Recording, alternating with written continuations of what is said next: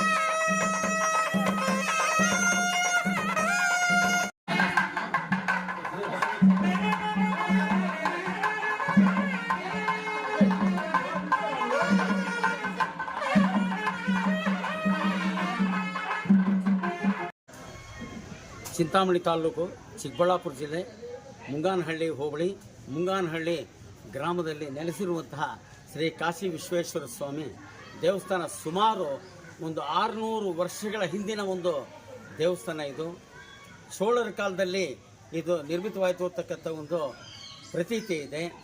ಇದನ್ನು ನಮ್ಮ ಕುಟುಂಬ, ಪಂಚಾಂಗ ಕುಟುಂಬದವರು ಪೂಜೆಯಲ್ಲಿ ಮಾಡ್ತಾಯಿದ್ರು ಬಹಳ ವರ್ಷಗಳಿಂದಲೂ ಕೂಡ. ಇದಕ್ಕೆ ಒಂದು ಕಥೆ ಹೇಳೋರು ನಮ್ಮ ತಾತ. ನಮ್ಮ ಅಜ್ಜಿ ಕಾಶಿಯಿಂದ ಲಿಂಗವನ್ನು ತೊಗೊಂಬಂದು ಆ ಲಿಂಗವನ್ನು ಪ್ರತಿಷ್ಠಾಪನೆ ಮಾಡಿದ್ರಂತೆ. ಅಪ್ಪಯ್ಯ ಶಾಸ್ತ್ರಿನವರು ಇಲ್ಲಿ ನಮ್ಮ ತಾತ ಪೂಜೆ ಹೇಳ್ತಕ್ಕಂಥದ್ದು. ಶೃಂಗೇರಿಯಲ್ಲಿ ಸ್ವಾಮಿಗಳ ಹತ್ರ ಹೋಗಿದ್ರಂತೆ.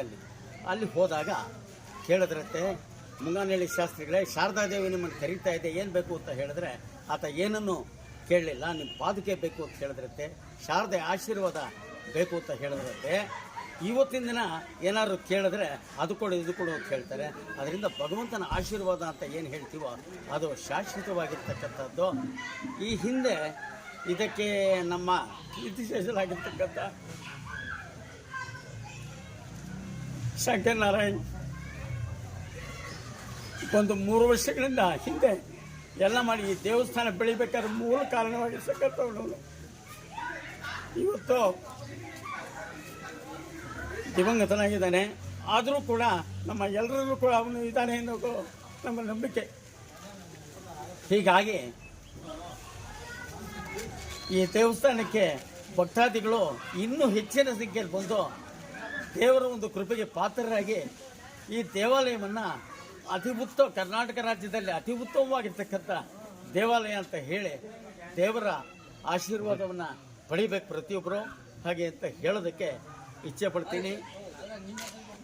ನಾನು ಒಬ್ಬ ಶಿಕ್ಷಕನಾಗಿ 39 ವರ್ಷಗಳ ಕಾಲ ಸೇವೆಯನ್ನು ಸಲ್ಲಿಸಿ ನಾನು ಬೆಳವಣಿಗೆ ಆಗಿದ್ದೇನೆ ಅಂತ ಹೇಳಿದ್ರೆ ಈ ಸ್ವಾಮಿಯ ಆಶೀರ್ವಾದ, ನಮ್ಮ ಹಿರಿಯರ ಆಶೀರ್ವಾದ ನಮಗೆ ಇದೆ.